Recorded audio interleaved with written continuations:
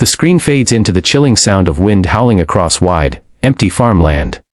A pair of broken glasses lie on the dirt road, crushed under heavy boots. The camera pans up to a terrified young woman being shoved into the back of a truck. Her hands bound, her cries muffled. And then the narrator's voice cuts in. They thought she was just a quiet farm girl. Someone they could push around, someone who wouldn't fight back. But what they didn't know was that her husband, miles away, was no ordinary man. He was Delta Force. And the moment he heard her scream, her kidnappers had already signed their death warrants. The truck door slams shut. The screen cuts to black.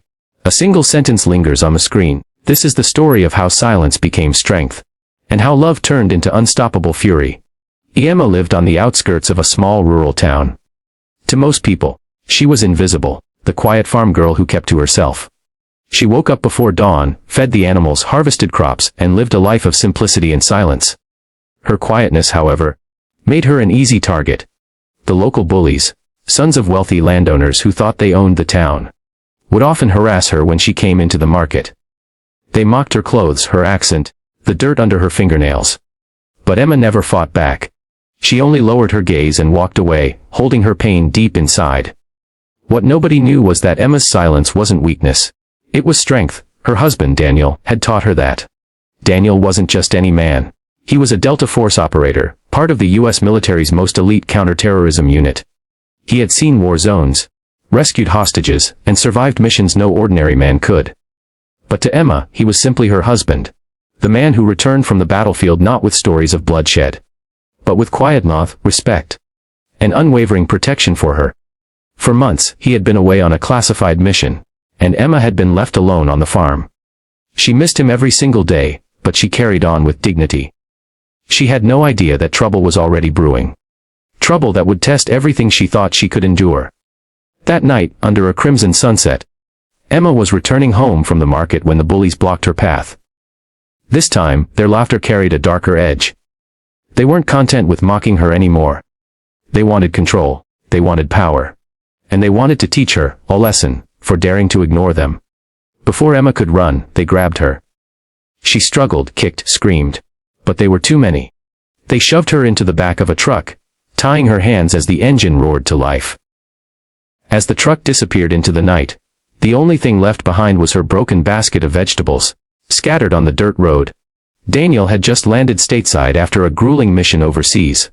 His body was exhausted, but his mind was already on Emma. He had promised her that once he returned, they would finally take that trip she had been dreaming of. But as he powered on his phone, he noticed dozens of missed calls from neighbors, and his heart froze when he heard the frantic voicemail, "Daniel. It's Emma! They took her! Those boys, those thugs from town, they grabbed her right outside the market. We don't know where they've taken her. Please hurry." The world seemed to stop spinning. For a split second, Daniel's training and emotions collided. His hands trembled with rage, but his voice remained steady as he whispered to himself, "Hang on, Emma. I'm coming."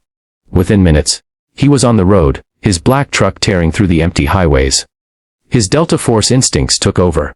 He replayed the message, analyzed every detail, and began piecing together where they could have taken her. He knew these kinds of men. Weak cowards who thrived on fear. They would hide her somewhere remote, somewhere they thought no one would find. Meanwhile, Emma sat in a dark barn, tied to a chair, her face bruised but her spirit unbroken. The bullies circled her like predators, mocking her husband, calling him a ghost who would never return. They didn't know that the ghost they feared was already on his way. Suddenly, the night outside grew silent. The crickets stopped chirping. The bullies didn't notice, but Emma did. She knew that silence. She had heard it before, when Daniel trained her in the woods behind their farm. That silence meant he was near. And then it began. The first bully stepped outside, only for his body to collapse seconds later, unconscious. Another heard a sharp whistle, then darkness as Daniel's arm wrapped around his throat. The barn doors creaked, and Daniel emerged from the shadows, his eyes burning with controlled fury. The bullies froze, their laughter vanished. Daniel didn't shout. He didn't waste words. He moved with precision. Each step measured, each strike devastating. These boys had strength in numbers, but Daniel had something they would never understand. Discipline, skill, and the unstoppable force of a man protecting the woman he loved. Within minutes, the barn floor was littered with groaning bodies. Only one bully remained, trembling, trying to hold a knife to Emma's throat. His hand shook so violently he could barely keep the blade steady. Daniel raised his voice for the first time. Calm but thunderous. Let her go, and maybe you'll leave here on your feet. The boy dropped the knife, collapsing to his knees in tears. Daniel rushed forward, cutting the ropes, gathering Emma into his arms. For the first time that night, Emma let her tears flow. She wasn't crying from fear anymore.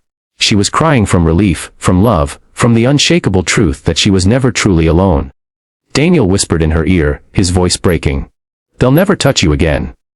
Not while I'm alive. A closing message. At the next morning, the town woke to whispers of what had happened.